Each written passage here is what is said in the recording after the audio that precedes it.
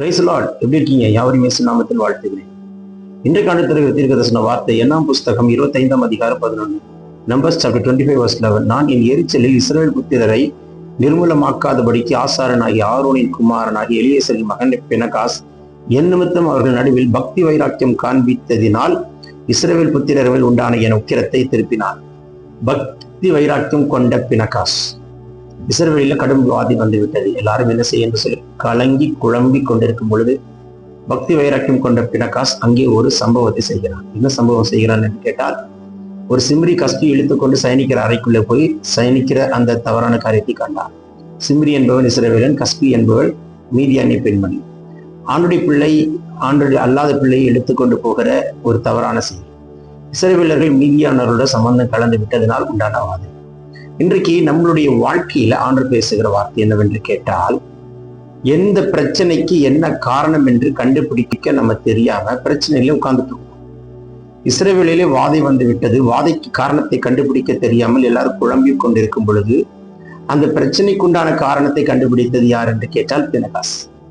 உங்க வாழ்க்கையில நீங்க சந்திச்சு கொண்டிருக்கிற பிரச்சனையை உங்களால கண்டுபிடிக்க முடிகிறதா? இந்த பிரச்சனைக்கு காரணம் என்ன? எதனால் இந்த பிரச்சனை வந்தது? எதனால் இந்த போராட்டம் வந்தது? எதனால் இந்த கஷ்டம் வந்தது? நான் என்ன செய்ய கர்த்தர் விரும்புகிறார்? கர்த்தருடைய நோக்கம் என்ன, திட்டம் என்ன? இதுல இருந்து நான் வெளியில வர்றதுக்கு நான் என்ன செய்யணும் கர்த்தாவை? என்னைக்காவது ஆண்டை கேட்டிருக்கீங்களா? இன்றைக்கு வானம் திறக்கப்பட்டிருக்கிறதை பார்க்கிறேன். மகனே மகளே, உங்கள் பிரச்சனையிலிருந்து கர்த்தர் விடுவிக்கும்படிக்கு கர்த்தர் தமது தூதனை அனுப்புகிற நாள். மாத்திரமல்ல, ஆண்டை கேளுங்க, நான் என்ன செய்யணும்னு சொல்லுங்க. அவர் உங்களுக்கு சொல்லுவார். அந்த நடவடிக்கை எடுங்க. Take a step what the Lord said to you. நீங்க எடுத்து பாருங்க. கண்டிப்பா கர்த்தர் உங்களுக்கு உதவி செய்வார். உங்க அந்த பிரச்சனையிலிருந்து விடுவிக்க வல்லவரா இருக்கிறார். Right now, whatever problem you have been facing, my brother, God is speaking to you. உங்க வாழ்க்கையில் அந்த ப்ராப்ளம் வந்து வெளில வர முடியா? ஸ்ட்ரகிள ஃபேஸ் பண்ணிட்டு இருக்கீங்களா? வானம் திறக்கப்படுகிறதை பார்க்கிறேன். இயேசுவின் வல்லமுள்ள கரம் தொடுகிறதை பார்க்கிறேன். என் கர்த்தர் இன்றைக்கு உங்க பிரச்சனை சரிப்படுத்தப்படும். கர்த்தர் சரிப்படுத்தும்படிக்கு கர்த்தர் ஒரு வழி காட்ட போகிறார். நீங்க காத்திருங்க, விழித்திருங்க. ஆவியானவர் உங்களுக்கு சொல்லுவார், செய்யுங்க. பிரதர் பார்த்திபன், உங்களுக்கு ஒரு விடுதலை கரம் உங்களை தொட்டு உங்களுக்கு அடைக்கப்பட்ட கதவை திறக்குது. உங்களுக்கு கர்த்தர் செய்கிற அற்புதத்தை நீங்கள் காண்பீர்கள். ரொசாரியோ தேவ கரம் உங்களை தொடுகிறதை பார்க்கிறேன். Doors are opening. Rosario, you see hand of the Lord. Thank you Lord. Zayin இந்த பேரை பார்க்கிறேன். Zayin, thank you Lord. உன் ஞானத்தை கொடுக்கிறார், அறிவை கொடுக்கிறார், புத்தியை கொடுக்கிறார்.